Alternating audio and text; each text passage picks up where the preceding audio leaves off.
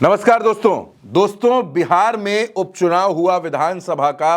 लेकिन विधानसभा चुनाव के नतीजों ने टेंशन नीतीश कुमार को दे दी है और नीतीश कुमार ने तय कर लिया है कि वो अब तनाव बीजेपी को देंगे। क्या हुआ है बिहार में? दरअसल नतीजों के बाद बिहार में बीजेपी बड़ा भाई की भूमिका में आ गई है।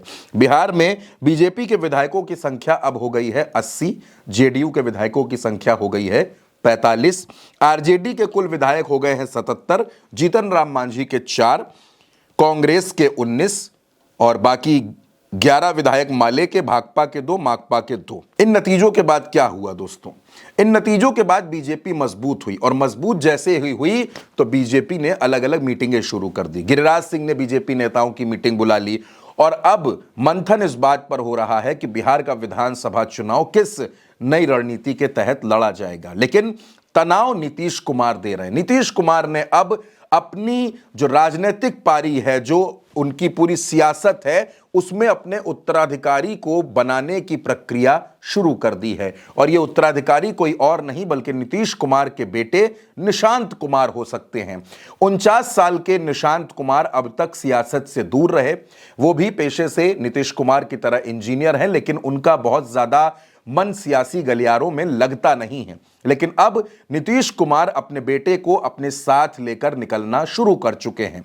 हाल ही में नीतीश कुमार अपने बेटे निशांत के साथ दिल्ली गए, फिर हरियाणा में एक शादी समारोह में गए और जब से लौटे हैं निशांत कुमार तब से उनका पॉलिटिक्स में इंटरेस्ट बढ़ता जा रहा है। और ये बीजेपी के लिए बड़ी टेंशन की बात है, क्योंकि बिहार में भारतीय जनता पार्टी के तमाम नेता नीतीश कुमार को बीमार बताने लगे। ऐसे में नीतीश कुमार को लगा कि यही वक्त है अपने बेटे निशांत कुमार को स्थापित कर देने का। नीतीश और भारतीय जनता पार्टी के बीच में जो तनातनी है ये किसी से छिपी नहीं है। लेकिन दोस्तों, इस वक्त नीतीश कुमार को तनाव देना शुरू कर दिया है उनके ही अपने सहयोगी, उनकी ही पार्टी के नेता ललन सिंह ने। दोस्तों, ललन सिंह नीतीश के बड़े करीबी हैं, जेडीयू के अध्यक्ष रह चुके हैं। इस वक्त नरेंद्र मोदी की सरकार में जेडीयू कोटे से मंत्री हैं। ललन सिंह बिहार में एक कार्यक्रम में पहुंचे, वहां उन्होंने एक बड़ी बात बोल दी। ललन सिंह ने कहा कि मुसलमान कभी भी नीतीश को वोट नहीं देते और नीतीश भी इस बात को जानते हैं। कुछ दिनों पहले याद कीजिए, नीतीश कुमार कह रहे थे कि हमने मुस्लिमों के लिए बहुत काम किए हैं और मुस्लिमों को ये बात समझनी पड़ेगी। और अब ललन सिंह कह रहे हैं कि मुस्लिम तो जेडीयू को वोट ही नहीं देते, वो तो नीतीश को वोट ही नहीं देते। और उसके बाद ललन सिंह भारतीय जनता पार्टी की शान में कसीदे पढ़ने लगे।